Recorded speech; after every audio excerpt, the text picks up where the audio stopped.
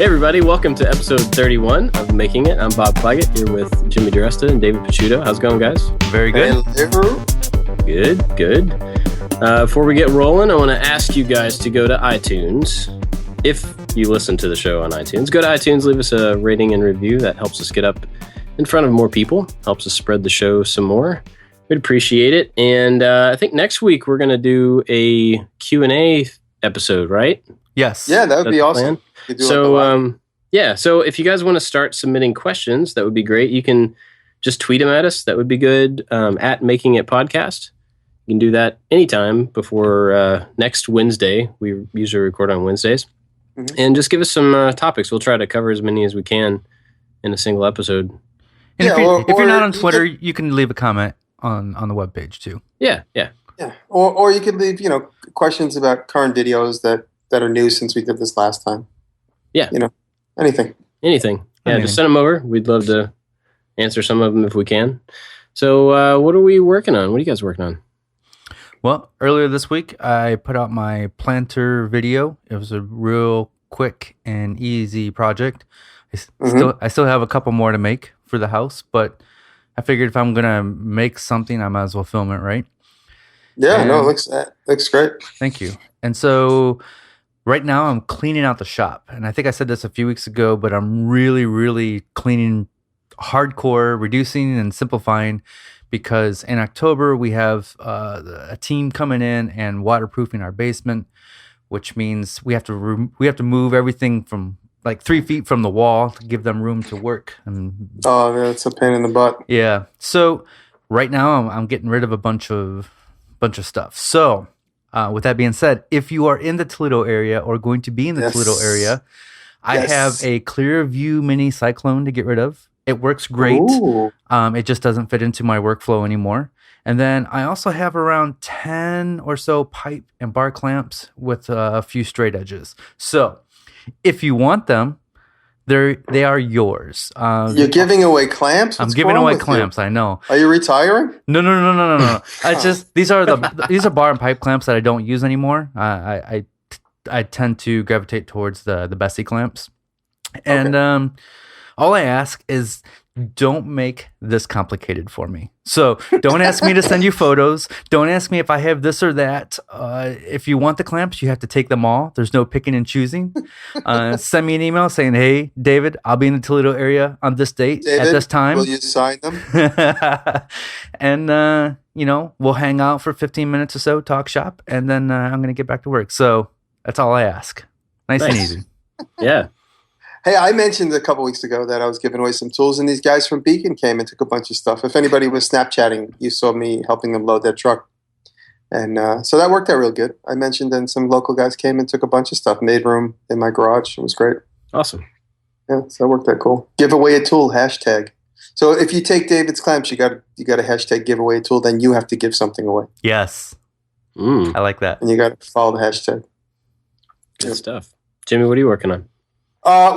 We cleared out my garage a little bit, and then I'm installing that lathe that I bought. I mentioned I was going to go get it 2 weeks ago. Then last week I went and got it. And now this week I'm installing it in my garage. It's extremely heavy and dangerous to move, but it's all going well. We have it off the truck now. It's off of the trailer in the garage. Now we have to kind of shimmy it in about 6 feet from where it is now to where it's going to go. Hopefully that goes good. And I'm doing that today. But I have a Core 77 video just came out this morning, which is cool. I take this piece of cedar and I turned it into a shelf, which was fun. David, thank you for your beautiful comment. Appreciate that. That's a beautiful piece of wood, isn't it? It's incredible. I cut it up and I said, you know what? I really would be doing this injustice if I cut it up. So I left it just like as it broke off the tree and just smoothed it, really. I really like how you started working on this piece of wood, but you didn't know what the outcome was going to be. And then we get to see you kind of like make that decision, in the middle of the video. I thought that was really cool. You know what, that's good. That's a good thing with this Core 77 series I'm doing, is because I'm doing the voiceover for it. So I can edit it differently, knowing I'll be able to explain stuff. Whereas, I would go straight into it and just make it seem like that's been my idea from the start. But I can kind of, steer the ship a little bit more obvious because I get to voice it over. So that's a good thing about the series. And now I have a lot of fans asking me, why don't you go back and voice over some of your old videos so that I can have two of them up? I'll have like a newer version of it with the VO on it, which is a consideration. I'll go back and look at some of my older videos and think of one or two of them that, I could at least start that with, and that'll be fun. And then my ridiculous action figure series is out. My video's out.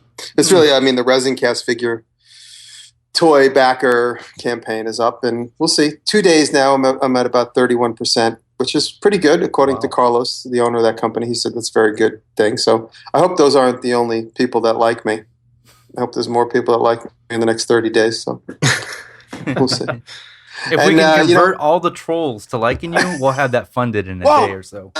Well, if I could have the trolls buy one and then they could, stick it in a blender or cut its head off, and it would be for a good cause. That would be fun. Will it blend? I can't wait to see if it doesn't get funded, I'm not going to make them. So that's that. But if it gets funded and I get to make and send some of them out, it would be curious to see like how people destroy them and hurt them. That would be fun. I'd love to see that, or like make them into knife handles and stuff. Well, I bought one of the unpainted ones specifically because I want to do something with it. Not to it, like I don't want to deface it or anything, but I want to make something out of it. So, awesome, yeah. Awesome. No, I encourage people to cut it up and rearrange it, make one into a Picasso painting. That would be awesome. And then I'm doing this because again, out of that $35,000 goal, I get to keep a fraction of it because Carlos gets some because he owns the website, and then we have to pay to have them made out of that. And so it's just a little beginning funding for this project I want to do. It's not going to obviously pay for the whole building. It's just a fraction of that. So it's also it was just kind of to test the waters. So that's why I didn't set the goal so high because I want to be able to do something with them. Let's talk about the building for a second. What is it? What are you trying to fund? Well, I want to make a building. It's going to probably cost me about $200,000. We went into it at first with like a metal building, which was going to be about 40, and then we went into it with a wooden building, which is what I have in some of my pictures. But the biggest problem with everything is insulation. That's the biggest cost. So just to actually have put the structure up might be about $40,000, but then to insulate it could be as much as another $30,000 to insulate it correctly, with all the new techniques and the newest code, up to code type things. And so therefore, Taylor did some research, and we realized all around the cold parts of the world, poured concrete building with insulated concrete forms is probably the most efficient way to go and most expensive. But then again, if you pay up front now, I'm not going to be paying for oil heat and all this other stuff down the road. And so if I bite the bullet and figure out how to pay for it now, I could build a good, efficient building. And like I said, it could last forever. And, God forbid there be some disasters. The buildings that are poured in concrete last a little bit longer than the ones that aren't. Metal buildings can, the sheeting can blow off them, and wooden buildings, of course, could burn. And since we're going to have a building that has, machine shop and welding and all kinds of stuff in it, so concrete seems to be probably the best choice for a couple of reasons. And so that's why it's going to be a little expensive. Nice. And you want to use this building for like a little makerspace and teach classes and stuff, right? Absolutely. I really would like to. And it's funny because years ago in 1995 to 2000, my brother and I, when we had our prototyping service, we were in a building that had a ground floor, 3,000 square feet, 2 levels. It was like the New York City dream. But we were just before the housing boom, so our rent was like $3,000 a month. And then the housing boom, our rent went to $10,000 a month, and we had to move out, and we didn't have the money to get. And that's when I moved to my basement space. So living that dream, my brother's like, you should offer classes, and this was in the 90s. And now that I actually have an audience that's following me and that trusts me and I'm inspiring, outside of my student base, it would be fun to be able to offer weekends. And Dave and I just keep talking about it. Dave Weldon and I just keep brainstorming about it as the days go on. And the idea to have like 5 guys together, or 6 or 7 guys, and maybe some girls, because Taylor's also into it, just talking about what we do for a living. Like imagine if like the 3 of us got together and then like 7 or 8 other people that are like-minded, and how that synergy, how we would be able to like completely vibe off of each other. Like there's so many things that each one of us knows that the other doesn't. And if we were all in the same room with other people for that weekend, I'm good at certain things, but I don't by any means consider myself an expert welder, for instance, or an expert machinist.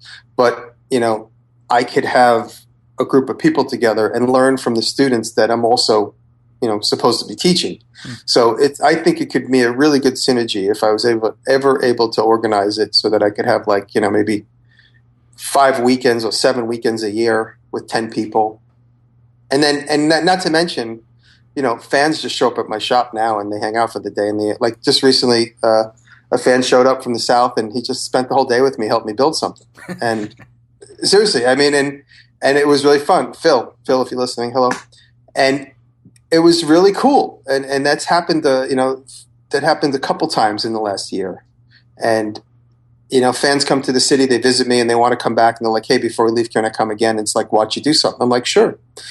So if I could have a bigger space where that was a little bit more convenient, because right now, 2 people were where everybody's in the shop is on top of each other. So if I had a little bit more square footage, and so that's the dream. I've talked about it a few different times, and I had some friends approach me during Maker Faire when we were all there, saying how I should do a Kickstarter campaign and try and go for a real large goal.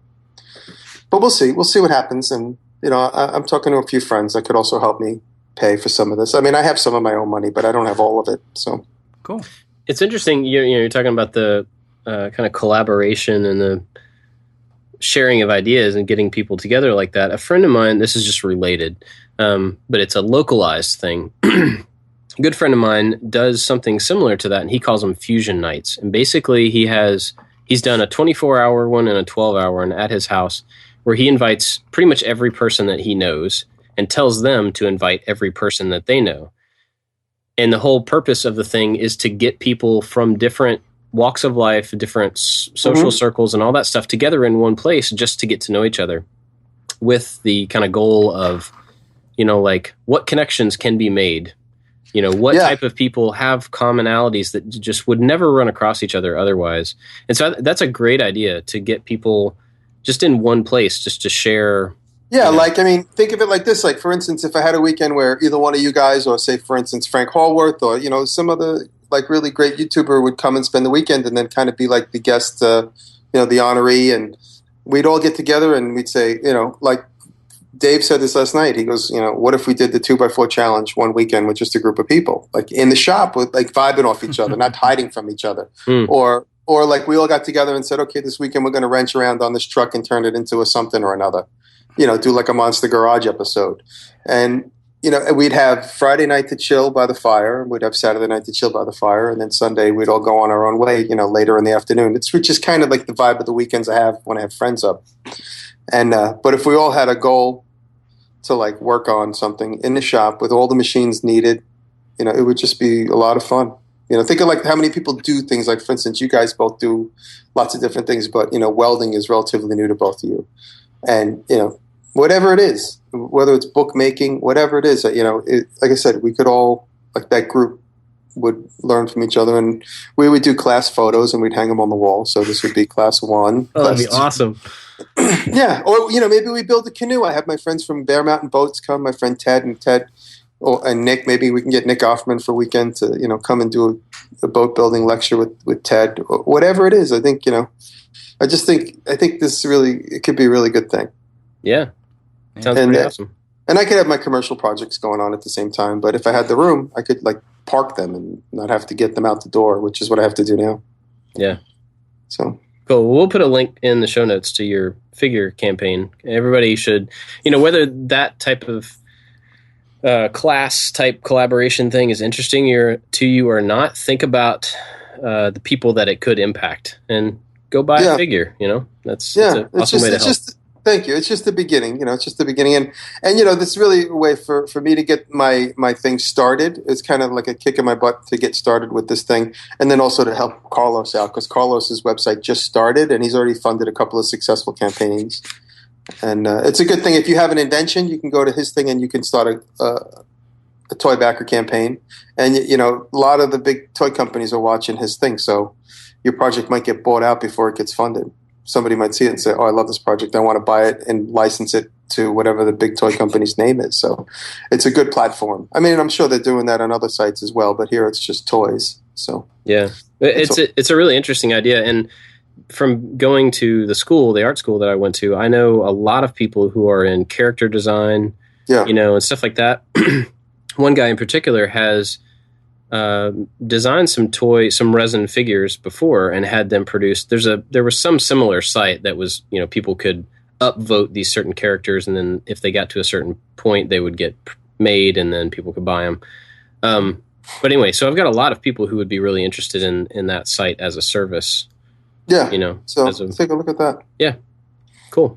Yeah, it's relatively new. He started about 3 months ago. So, and Bob, what are you working on? You never answered the question. Oh yeah, well, not much actually. I've been on vacation. I took my kids start school tomorrow, which is really early. It doesn't seem like that was ever that early when we were kids, but yeah. So they're starting tomorrow. So we went down to the beach in St. Augustine, Florida, spent some time with family, and played on the beach for a couple of days. And so, yeah, I've been doing that. Did you go to Ripley's, believe it or not? We drove by it. Didn't go by it. Didn't go in it. Yeah.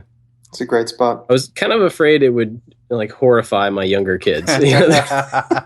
There's some stuff in there that's odd. So, but yeah, my wife is from that area, so we spent a lot of time in St. Augustine when we go to Florida. Cool. In fact, we got married. We got married in St. Augustine on the beach there. So. Oh, beautiful. Yeah. That's but cool. Other than that, I finished up my electronics table that I talked about last week. I think my first welding project for a very, very long time. And so I'm editing that video now to try to get that up next week. So. Oh, cool. Yeah. If I may add, I have a welding video coming out. I try not to talk about future projects too much anymore, but I have a kind of watch me get started in welding video come out in the next 2 weeks. So nice. Yeah. Jimmy helped me get a welder from Longevity a long time ago. And so I've had this welder for 6-7 months, and my brother got tired of me making excuses. So a few days ago, he just said, "Hey, I'm coming over and we're going to weld something." And I was like, okay. And so he came over and we got all the supplies that we needed. And he's like, "This is how you do it." I did it. And he's like, "There you go. Now stop making excuses." Wow. Does your brother weld? Yes, but he kept reminding me that he's like, "I'm not an expert at this." I'm like, "Yeah, but I know nothing." So just you showing me how to do anything takes away the fears that I have. So he got me going, and now I have something to work off of. I don't know a lot, but I know what to do to make two pieces of metal stick together, and I can go from there. And I'm going to try to make a video and bring people along on that journey. So, and the day before my brother came over, Bob was showing pictures of his welding stuff. And I was like, "Oh, what a great coincidence." Cause I'm finally going to start doing this. So very cool. Yeah. I intentionally did not show any close-ups of my welding. Of course. Did you guys notice my bookbinding video? Did you notice how I didn't show any close-ups of my stitching method? Oh, no. It looked great. I don't have a stitching method. I screwed that up a couple times. So, I mean, we talked for a minute before the tape started rolling about how, we can hide things with a video, but that's for another day, another subject. Yeah. So, Bob, I did not mean to steal your spotlight on welding, Bob, but it was just I at the same time I'm getting into it as well. And no, that's awesome. I mean, that's great that we can bounce ideas and talk about it as we go and learn from each other. Just learn from Jimmy. That's fantastic. Bob, are you making a video of your welding project? I am. Yeah. Oh, good. Should be out next week. Yeah. Awesome. Yeah. So today we started the conversation before the tape rolled, and we were just actually brainstorming. And then we said, let's make the conversation about brainstorming, and because kind of it vibed a little bit off of a listener's question, and what is the technique by which we come up with ideas. And I was just talking because Dave Welder and I, of course, spend the most time together, but my brothers and I, we also spend some time brainstorming. And one way that I personally always thought brainstorming is we just goof off.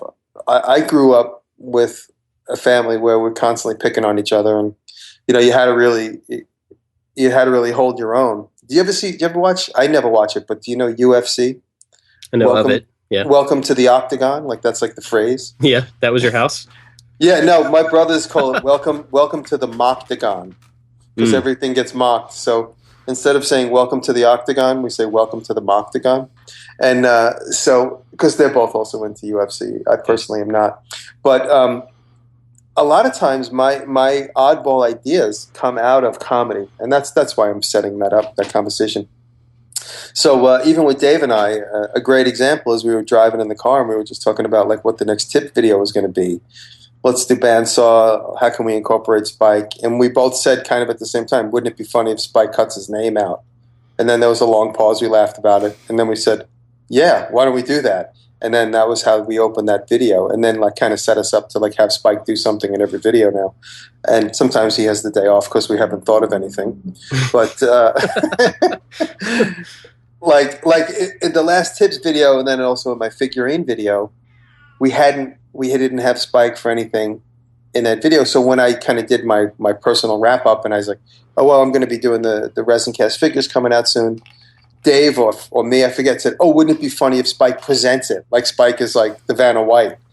And that's why we immediately just shot that little scene of Spike doing the Vanna White of, my figurine and then like him fumbling with the hatchet.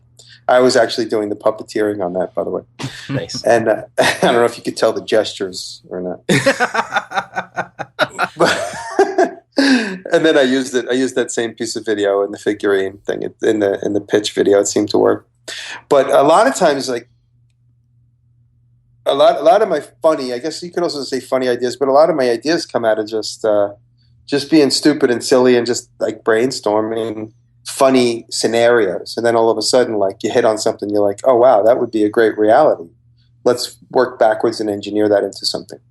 And so, I mean, I have other ideas, but I'll spread it out throughout the hour. So, guys, how do you guys brainstorm? Like, what is the process? Is there a process? Well, does it just come to you when you're sleeping and when you're in the shower? Sometimes, but usually I have a brainstorming session with myself. And where I learned to brainstorm comes from the ad agency that I used to work at. We would all get together in the conference room and we'd sit at the conference table and we have a big whiteboard. And it was just like you write down every idea on the whiteboard, no matter how silly it is, because the silly ones will breed new ideas, which could then lead to the final product or whatever. So what I learned, and so now that I work for myself, I don't have somebody to bounce ideas off of during the daytime. I can say something to my wife and she could say, what about this? And I'm like, oh, that's a great idea. But during the day, it's just me. And so what I do is I write down with a pencil or pen. Do not type on the computer. There's some sort of connection that you get when you actually write something out by hand. I always use the skinny Sharpie to sketch ideas or a pencil. And then, and just start writing ideas. And just there's this connection that you have when you're writing things out and you can see what you've already written and it spurs new thoughts and new ideas. And sometimes, most of the time, I will get something out of that. But sometimes I'm like, it didn't work. And then I'll set it aside. I'll come back to it later that day or a few days later and I'll look at that. And then just seeing the ideas that I wrote down might spark the one idea that wins. So that's personally how I do it. I actually was going to disagree with you on something. Not disagree with you, but say how I'm different from you. As far as the type, not write. Because I'm sitting here, I have a pad of paper next to me on the desk here. And as we talk, I make little notes so I don't forget to put things in show notes. And I make ideas so I don't forget, while somebody else is talking or something. And I'm constantly being frustrated by how much time it takes me to get something written down by hand. How slow that is relative to what I'm thinking and how, and that's one of the differences I think, I just realized between us is that whereas you guys might like to sketch more and write with a pencil more, I think maybe more comfortable or more adept at the computer because I could sit down if my keyboard wasn't so clanky, and you wouldn't be able to hear it on the microphone, I would be taking notes and getting every thought down without interruption. Wow. But see, I never learned to type. I just look while we're sitting here. I have two sketchbooks, two notebooks in front of me. I never learned to type properly, so I'm just not good at it. Like I'm still I use like 3 fingers on one hand and 1 finger on the other hand. So I'm like, I still like. I'm typing like this. This is how I type. I'm just using my pointer finger on my left hand and a couple fingers on my right hand. Well, you can't type with your pinky anyway, right? No, I can't do anything with that pinky. That's just like it's actually like an appendix. Bobby, bring up a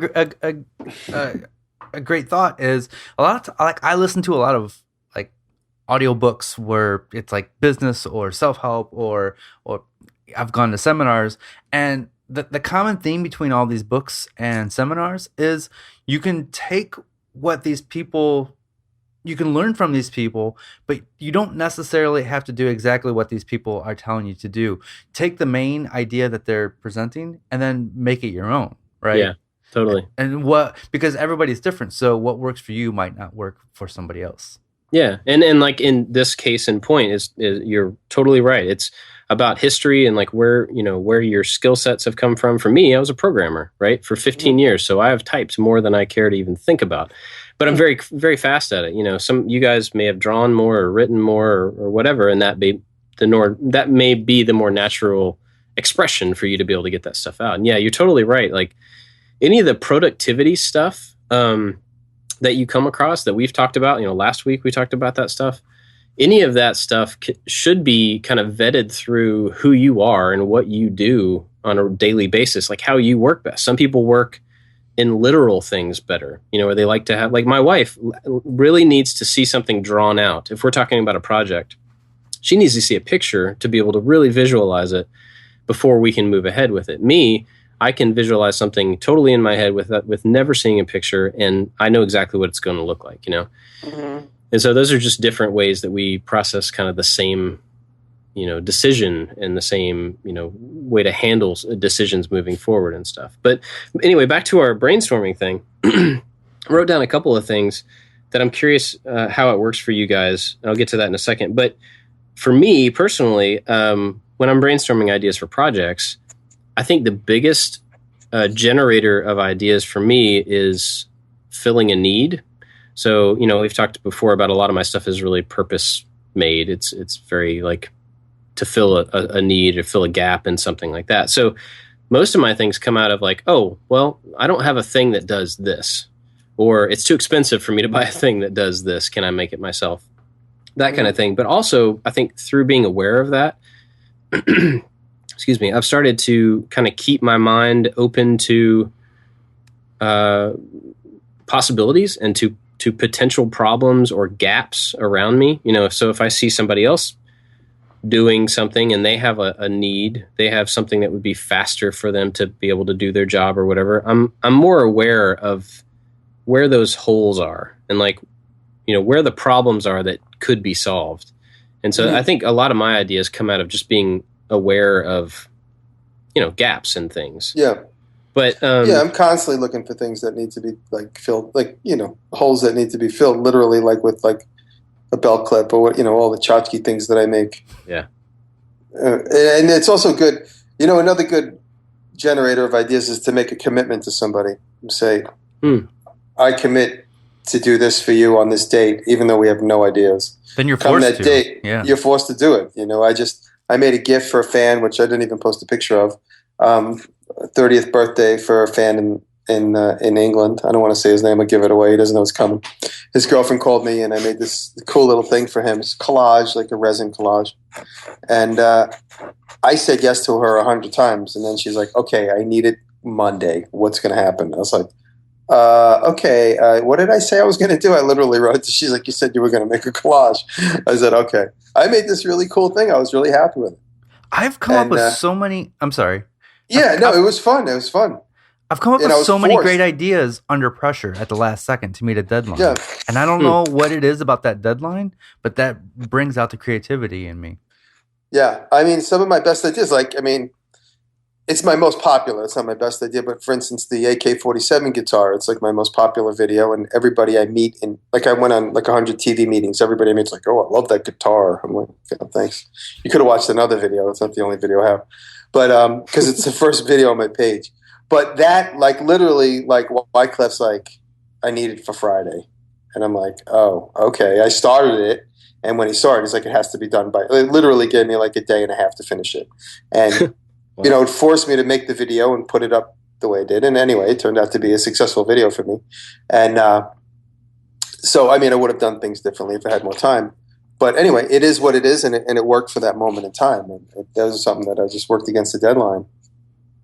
You know what helps me too? What I do a lot of times is I take a bunch of index cards with me, like on an airplane, or if I know I'm going to be in a long, boring meeting that has nothing to do with like what I really feel like talking about.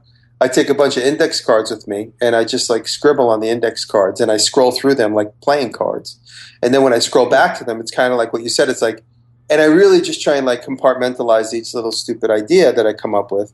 And so when I swing through the cards again and again and again, and I'm like, I come back to something, and if I've come up with like 4 other things, and it's kind of something a little bit different about holding a deck of cards as opposed to like a book, because you could rearrange the cards and put them in different sequences and stuff, and you could lay them out, look at them. You know, you could do like a battle board. Like sometimes I don't always do it because they're kind of hard to restack, but sometimes I do it with Post-it notes. But then you stick them back together, and it's kind of like chewing gum. It's like kind of like annoying when you unstick Post-its and then stick them back together. So that's why it works better with index cards. That's a good idea. I like that. Yeah, and then lately I noticed they have like half size. So you have like the 5x7, and then you have the 3x. It's like or whatever. It's like 2.5x4 or 3x4. I forget. And then they have a smaller size, which is almost like it's like a little index card. It's like an odd size. It's like maybe I'm looking at it now. It's like maybe 2 inches by like 3 inches, which is like a weird size, and it has lines on it in the direction of like a book. So it has like it's like lined notepaper, but really small. So there's something cool about those little cards too. And sometimes I'll take those cards, and this is all the crazy ways that it's helped me develop ideas, and I'll put jade glue on one side of them. So now I have like a little book, but the good thing about jade glue being they peel off, you could peel the book apart. So it's a good way to keep like a stack in your pocket, but then they also peel apart easily. What is it? I've never heard of jade glue. Jade glue is like PVA, what I used in my book binding video. Oh, okay, gotcha. Yeah, it's just PVA. It's just a different name for it. And, you know, if you just kind of wipe a little bead of it on one side of like a little stack of cards, now you have like a little book that you can tear the pages out of real simply. Gotcha. So, yeah. So I like doing that. I like drawing notes on cards. So when you have... So what I've actually done too, I'm sorry, I'm rambling. But Go ahead. I've actually bought a deck of cards and wrote ideas on the deck of cards because I like the way the cards slide on each other. So I write ideas on a deck of cheap cards with a Sharpie. And then I stick them back in the box, and then I go back and later. I usually would do that if I have a project. So all those card pictures will all be dedicated to one project. You know, as a kid, I used to do Magic, and you can buy trick cards that are all blank. So you can buy an entire deck of blank cards on one side. Oh, yeah. So that's a perfect, you know, and like, again, that would be like a dedicated project. I'd have to come up with like 10 ideas for a product line or whatever. Yeah. That's really cool. So when you get an idea, and I know this is like all over the place, it's different for every single project, but just curious, like from when you get the beginning of an idea, the first little thing, how quickly do you get to the final, this is the thing that I'm going to go do? It's always different, but like, for instance, I can give an example of the way it worked for me just last night. I knew that I wanted to make a buck knife into a switchblade, and that's primarily because a lot of people asked me to do it. And it's, you know, when I showed my knife video and I had like a buck knife is like kind of the classic knife with the gold nuggets at each side. So they don't make them into switchblades. People do them after it's like a post, purchase. People do them. They call it conversion. So I never did one, and I have a couple of ideas on the way to do it, but I don't know exactly how it's been done. And I could rip apart a $300 knife, but I don't want to. So I ripped apart a $50 knife, which is one that hasn't been converted yet. And so I broke it apart last night and started the video. And I got to a point where I'm like, okay, now I took the knife apart. Now I don't know what to do. So I just literally left it, and I just walked away from it last night. I didn't continue to try and churn the concept and try and make it work. And since then, I have like 10 different ways that I can do it. I don't know which is the best way, but my mind literally starts working in the background. So I take it up to a point, I absorb everything on that project, and then I just like walk away from it. And then I'm like, okay, now it's time to marinate. I have to really, before I jump into my next step, I got to make the best decision. It's like I got to open the correct door. So I got to really think about which is the right avenue to go. And I even posted it on Instagram, and I was like, let's see if this works, because I'm a little unsure about it. I don't know if I'm going to ruin this knife. And if I do, it's no big deal. It's just, I'll just learn more to do it again the next time. I won't be successful at this attempt, but I have a couple of options, and I just have to kind of choose the best one. Yeah, I will finalize the idea of, I mean, we'll just keep it real simple. Let's say I come up with an idea for a box, and then I will sketch or write down or put into Evernote my final idea. And then I don't, unless there's a deadline, which usually for what I do there isn't, I will let that sit for a little bit. And it's usually when that sits, that's when that other idea that makes it totally mine hits me. And that's like, I'll be lying in bed, or I'll be showering or doing something completely different, and then that's the thing I'm like, that's what makes this project mine. So that moment, that aha moment. Well, I talked about it in my my TEDx talk that's online. It's called the breakthrough, and that's really what you want. You got to kind of step back and wait for those breakthroughs to happen, and they come when your subconscious mind is doing its business. And, you got to feed your subconscious mind with books and videos and tinkering and, curiosity. And that's how your subconscious mind will start to solve problems for you and give you the solutions and the answers that make that project yours, and that make it, this is a baby of mine now. Whereas before it was just an orphan. Now it's a baby of mine because I can give it this special thing, which makes it, married to me. Yeah, I do kind of the same thing when I run. That's one time. When I first started running, that was a really frustrating time for me, because I would say, I'm going to go out and spend 40 minutes, an hour, whatever, doing a thing that's kind of like, I can't do anything else in that time, Yeah. Even though I know it's like good for me physically, it almost felt like wasted time. And then at some point, I turned the music off on my headphones and thought, wait a minute, this is pure like brainstorm time. This is problem solving. Like, I've been there. I used to run for a while. I gave it up, but I know exactly what you're talking about. When you get in that zone, and your mind is just like talking to yourself, and your body is generating energy, right? You're just like, your brain is moving at that point. So I found that to be a really, really productive time to solve problems, that like stuff that I, just don't want to spend the time thinking about other places, or like I can't quite dedicate time to really figure this thing out. I'll save those for my runs, and then I'll say like, all right, I have no other thing to do than to figure out how to make this thing work, Yeah, that's great. That's really also good. Like being trapped on an airplane, which is it's a good time for me to really, I'm like, okay, I got 5 pages in my notebook. I'm going to fill them with something. Let me fill them with anything and not edit myself. And you were talking about making the thing your own. That was another thing I'd just written down here that I was going to ask you about. Like, David, when you look at a project, is there ever a intentional goal to like, I've got to find a thing to make this mine? Or is it just like, in case you run across a thing to make it different? No, it's usually I got to find this thing that makes it mine. Yeah. So, I don't know, you'll find that in almost any one of my project videos, like the planner, something as simple as a flower planner. Like, okay, what if I put this trim on here? Will that help? Or the one of the bandsaw boxes. Nobody uses actual hardware in bandsaw boxes, so I'm going to do this. Or just little things like that. I really, to satisfy my personal needs, I have to find something that makes it my own. I'm the exact same way. And like a few weeks ago, I did that little simple 2x4 table, and I felt gross about that video for so long. And people said, hey, it was helpful or whatever, but it was just a table. It had nothing. And I think I realized later, the thing that made me feel gross about it was that it had nothing to do with me.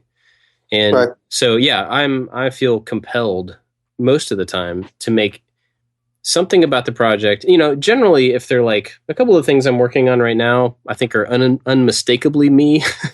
And I don't really have to do anything extra. They're just me. But, some of the stuff that's been done before, there's like this thing inside me that's just like, I've got to find a way to make this a little bit extra, a little bit in a weird direction, or a little bit something, to make it my own. It's a compulsion at this point, I think. Yeah, no, definitely. I mean, the current project I'm working on is this making this buck knife into a switchblade, and there's so many online, and they all look exactly the same. And of course, I can't make it look the same. I have to figure out something that's going to annoy people. I have to do something that's different, because that's the people will talk about that video, but it'll also become, it's also what people have become to expect, from some of the things I do. Well, doing that thing that's different not only satisfies your own personal needs, but it also sparks conversation or annoys people, or it continues the project. When you're done and you post it, that project moves along because other people are talking about it or asking questions. Yeah, or the trolls are eating at it. And it ultimately pushes you in a way that you need to be pushed, that you may not do naturally. It forces you to come up with things that are outside of the kind of first response. Your first response is, yes, I can make this thing functional. But past that, it's like, well, how can I make it functional in a different way that you wouldn't expect, or make it look in a way that is, an extra step past the functional. Like, I'm hesitant to say this, but the arcade machine that I've been teasing for a long time, a couple other people are doing videos on them right now, and they're excellent videos, and I'm glad to see them happening and everything. And at first I was like, oh man, like I missed my chance. So now other people are doing them. But then I watch their videos and I think about the thing that mine has that I haven't really told anybody about. And I'm like, plexiglass. No, it's not plexiglass. I just thought the whole thing is paper mache. That's the thing. Okay, and you can pick it all up with one hand. No, but so it's got a thing, and I can look at, by comparison, I can look at somebody else doing effectively the same thing and think, mine still has a uniqueness, a extra thought that I've put into it that, I'm happy with that. Even if it's not an original overall piece, it has a thing. So that's a good way to push yourself for sure. Another component of brainstorming, which I mentioned before we started rolling, was, and it's a good thing to keep in mind, no matter who you are, no matter what you're doing, is just to think really big and then kind of bring it in. It's like, oh, let's make a time machine, or let's make a car that drives on water, that flies, and then, goes in the ocean and flies and drives on land. But then you could bring it back a little bit, and then all of a sudden you have a brand new component, like a car that could drive through the mud, for instance. I saw this, that just reminded me of the crazy video I just happened to come across. I don't even know how I found it or how to find it again. This guy made a tractor in his backyard, some backyard tinkerer, with, instead of wheels, he had two huge corkscrews, like these funnel-shaped corkscrews that spin in the direction of like they're burrowing through a hole, but they spin opposite each other, so it keeps the thing going straight, and it can only go forward or backwards. It was this tremendous, it's like these two tremendous spinning cones that are underneath this tractor, and he geared them all so that they spin, and it moves the thing forward. It's like two big corkscrews that are on the thing that are in the direction of the car that it's traveling. It's so hard to explain. But when I saw that, it's exactly the good example of what I'm talking about. Like, now, if I thought of that, I would be like, that wouldn't make a really good car, but it would make a good something. But this guy said it would make a good car, and he made it. And he was actually testing it. So that invention, although it might not be extremely practical in this YouTube video, I don't know how to find it, by the way, there are components in it that are going to become something. It's like another good example is the NASA program. Like all of a sudden we have like cups and pens that can write upside down.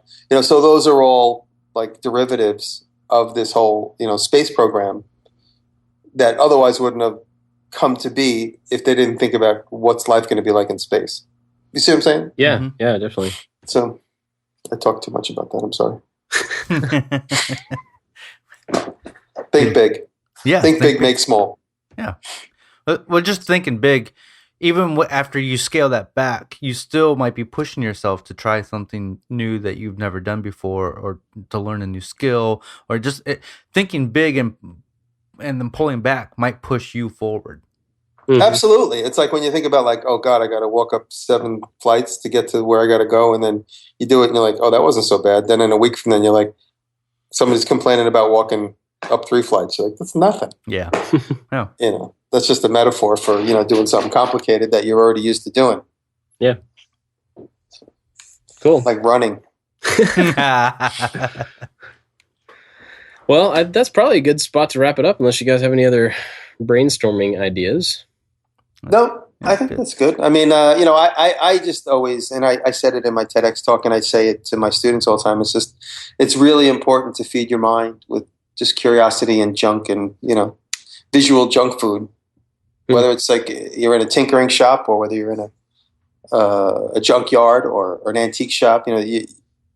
All these little visual inputs will regurgitate when you're tinkering in your shop and you need a solution to something. All of a sudden, you'll remember that crazy guy driving on his tractor on 2 big corkscrews. And you're like, oh, here's a good solution for that. So, right on. Well, before we talk about what we're watching, I want to thank Luis Gonzalez, Jeremy White, and Juan Vargas. They're our top patrons at Patreon. And everybody at Patreon. As always, we are super grateful for your support. And if you guys want to help us out over there, go to patreon.com/makingit. And that's a great way to support the show. So thank you. What have you guys been watching lately? I've been... Go ahead, Dave. I'm going to look up my friend's name. I can't figure out how to say it. You go. Right. I've been watching Switch and Lever. And he's awesome. Yeah, he's really awesome. His name is Daniel, and I believe he's from Sweden. And his YouTube channel is a mixture of like machine shop, woodworking, programming, and prototyping. And it's really well done. The narration that goes along with his videos are super well done. Just great videos all around. Covers a wide I love his range of graphics. stuff. His graphics with his voiceover is done really well. He's got a great style. Yeah. Did you see where he made the coins? The group of coins? I did. I will be featuring that video in my Makers and Shakers episode on Friday. So awesome. Yeah. Awesome. I've been watching, I don't know how to say his name, so I'm going to spell it. Maybe you guys, he Big Swords, he had the TV show. His name is Michael Lcthulhu. Michael Schiller. What's up, Michael? I wish I knew how to say it, but he's a growing channel, and he's got a great, funny personality with an Irish accent, and he makes these crazy big swords. And he's got an interesting story. He's a welder. I think he lives on Martha's Vineyard, and he actually had a TV show. He did 6 episodes of a TV show called Big Swords, Big Giant Swords, and it was about him making swords. I never saw the TV show, but I've seen his YouTube channel and his YouTube video, so I recommend it. Nice. Well, I actually haven't really been watching that much stuff. Although I did get my watch later list down from 100 down to 20 recently, which was cool. But I guess this maybe isn't what we typically say, but I've been watching some of Matt Cremona's like family vlog. And he and his wife, Lindsay, just had a baby, little boy named JR. And so they started a second channel to do kind of family vlogging stuff. And so I've been watching that just because as a father, it's interesting to see other people that I know, get into that and like their first experiences with a lot of the stuff that goes along with fatherhood. And so, yeah, it's just interesting to watch from my perspective, but it's definitely not, the type of stuff that's on his normal channel. So, but I do want to say congratulations to them because Matt's an awesome guy. I'm really happy for anybody that has kids. So. Yeah. We're going to run into Matt in a few weeks, right? Yes, we are. Where are we going to run to Matt, David? Woodworking in America 2015, Kansas City. What weekend is that again? That is September 25th through the 27th. Nice. Okay, I got to remember to drive there. Yeah, you have to leave like well before if you're going to drive, so don't forget about it. You see a day of, Jimmy's like, oh, wait a second, I got to drive. Wait, that's a Friday, right? That's the 25th is a Friday? I don't know. I believe it starts on a Friday. And then ends early on Sunday. I will actually be staying there through Monday. I'm catching an Indians-Royals game on Sunday night, and then eating some more barbecue on Monday, and then going home. Right on. Nice. I'll probably be driving there Friday night. I'm guessing. I have class that morning, so I'll probably leave after class. How long of a drive is that? I don't know. I know driving to California was 4 days, so that's half as much. Maybe I'll try and do it all the time. I'll do the whole thing, one drive. You're insane. I think Dave might come with me, so maybe we can that'd be great. Drive. Yeah, Welder's going to come. Cool. Sweet. All right. Well, everybody should go to WIA this year just to see how sleepy Jimmy is when he gets there. So that'll probably do it for us this week. Where can we find out about everybody, David? DrunkenWoodworker.com. And that has links to all my social medias. Pretty soon, it will be selling my new book. That will be coming out on September 15th. And yeah, that's it. Nice. Yep. You could see my little tiny resin figure at toybacker.com. Awesome. And a few people were actually disappointed that I like to make stuff.geocities.com didn't exist last week. So I apologize for that. Nothing at GeoCities exists anymore. It was a joke. Anyway, my stuff is at I like to make stuff.com, and you can get to everything else from there. So that'll do it for us this week. Thanks for listening, everybody. Thanks for listening. Don't forget to submit your questions for next week's show. Yes, at Making It Podcast on Facebook or on our site. Cool. Thank you, guys. See ya. Later.